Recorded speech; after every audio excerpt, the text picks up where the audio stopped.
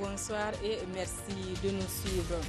Vous l'avez certainement suivi, les étalons du Burkina viennent une fois de plus de concéder un match nul de 1 but partout face au Gabon, pays organisateur. Notre pays s'en sort donc avec 2 points à cette 31e Coupe des Nations. Cela dit, le ministère en charge des droits humains poursuit sa tournée de sensibilisation sur le potentiel juridique à actionner pour droit à réparation en cas de violation des droits humains. La semaine dernière, une délégation du ministère était face aux populations de la région des Hauts-Bassins. Les participants avaient 2 jours pour se familiariser avec l'arsenal juridique. Le reportage de Lamine Karantao et Kadou Menki. Aidons les victimes d'atteinte ou de violations de droits humains à exercer leurs droits pour une société juste et équitable. C'est l'objectif de cet atelier de sensibilisation des organisations de défense des droits humains sur les modalités de mise en œuvre du droit à réparation en cas de violation des droits humains. C'est un atelier qui offre donc aux populations les voies de recours légales au cas où leurs droits venaient à être violés. Nous avons constaté dans le cadre du suivi et du traitement des cas de violation des droits humains qu'il y a une méconnaissance des procédures pour se faire rétablir lorsqu'on est victime d'une violation des droits humains, notamment en matière pénale, en matière civile et aussi les recours au niveau international, puisque nous avons ratifié des conventions qui permettent aux populations, si elles ne sont pas satisfaites des procédures au niveau national, de pouvoir faire entendre leurs causes, même au niveau international, pour que les droits humains soient effectifs partout. Le présent atelier va durer 2 jours et il vient clore la série des 13 régions débutée en 2015. Créée il y a 6 mois, la Société coopérative de solidarité commerciale est désormais fonctionnelle. Elle a été lancée officiellement hier dans la cité de Yendabili. Ce fonds avait été créé par le syndicat national des commerçants du Burkina pour donner un coup de pouce à l'économie nationale. La cérémonie de lancement avec Désiré Ilboudo, Rasmata Ouedraogo et Mahamadi Ouedraogo. Le syndicat national des commerçants du Burkina, Sinakombe, vient à la rescousse des acteurs de son domaine d'activité, mais surtout de sa patrie. Avec cette remise de chèques au groupement de femmes de l'Est, le Sinakombe marque ainsi le début des activités de sa nouvelle vision, Société coopérative de solidarité commerciale. Nous avons décidé de créer 3000 groupements coopératifs de production à travers tout le pays. Et là, ensemble, nous allons produire. Dans la production, il y a ce que la coopérative elle-même va avoir comme une portion qui lui revient, en sorte que les activités que nous menons là puissent non seulement être profitables à nous-mêmes, à notre société. C'est l'objectif que nous recherchons, le bien-être familial, le bien-être social. Evelyne Diari, commerçante au grand marché de Fadangourma, espère mieux s'autofinancer grâce à ce projet de Sinakombe. Les femmes, ce qu'elles cherchent depuis longtemps, c'est l'appui. Les femmes ont besoin d'argent pour travailler, souvent ils n'ont pas les garanties. Si Sinakombe aide les femmes, nous sommes contents. Le Sinakombe prévoit des formations en faveur des commerçants pour une adhésion effective de ces derniers au civisme fiscal afin d'améliorer les activités commerciales. Qui parle de développement parle également de changement de mentalité, de comportement.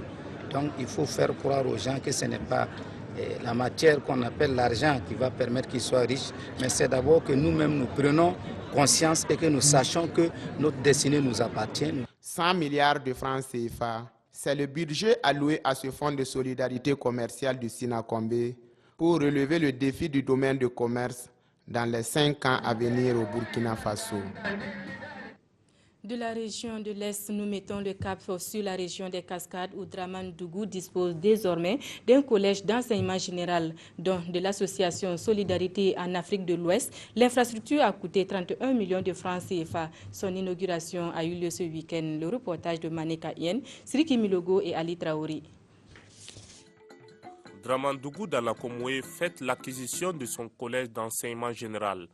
Composé de salles de classe, d'une salle des professeurs, d'un fourrage, l'infrastructure est le fruit de la coopération germano-burkinabé. D'un coût de 31 millions de francs CFA, l'établissement est financé par l'ASAO, l'association Solidarité Afrique de l'Ouest, avec le soutien du ministère allemand de la coopération. Nous voulons aider la population.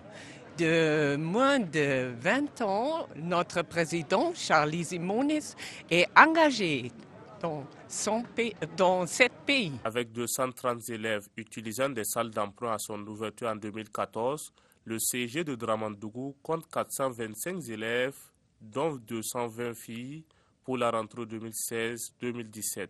C'est donc une bouffée d'oxygène pour Dramandougou et les villages environnants. La réalisation de cette infrastructure vient soulager un tant soit peu les besoins en matière d'infrastructure et notamment augmenter l'offre éducative. C'est un axe très important de la politique du gouvernement. Je me sens à la hauteur des falaises. Je me sens soulevé, posé au niveau de la hauteur des falaises. Parce que, qu'est-ce qui se passe? Dès qu'un geste est posé, une école est construite. C'est un peuple, tout un peuple qu'on éduque. Pour l'année 2017-2018, l'association Solidarité Afrique de l'Ouest compte réaliser 49 CEG à travers tout le Burkina et 2 écoles primaires. Une manière pour cette association d'accompagner l'État burkinabé dans sa politique éducative. Après plusieurs années d'études en Syrie et en Turquie, couronné de 2 doctorats en théologie islamique, Alid Sana vient d'être investi cheikh.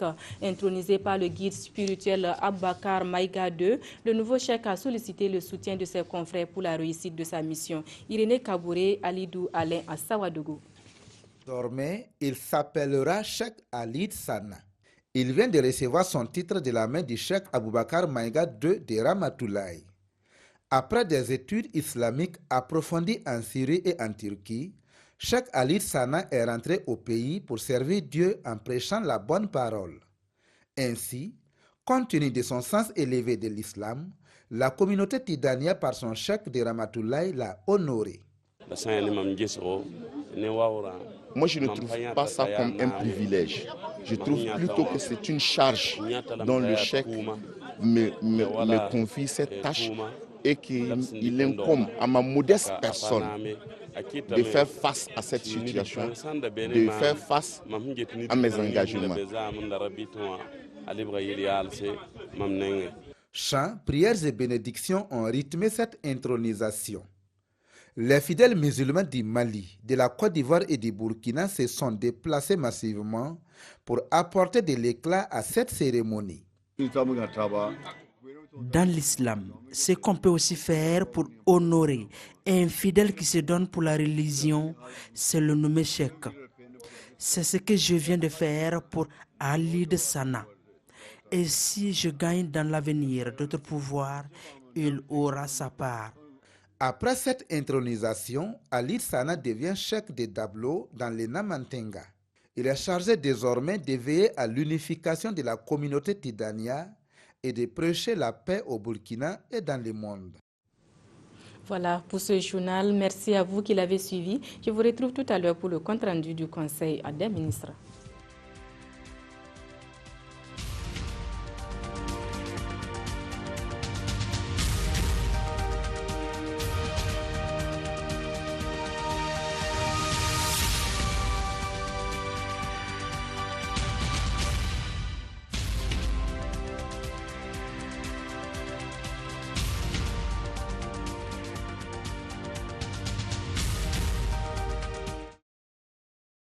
La 31e édition de la Coupe d'Afrique des Nations CAN se déroulera du 14 janvier au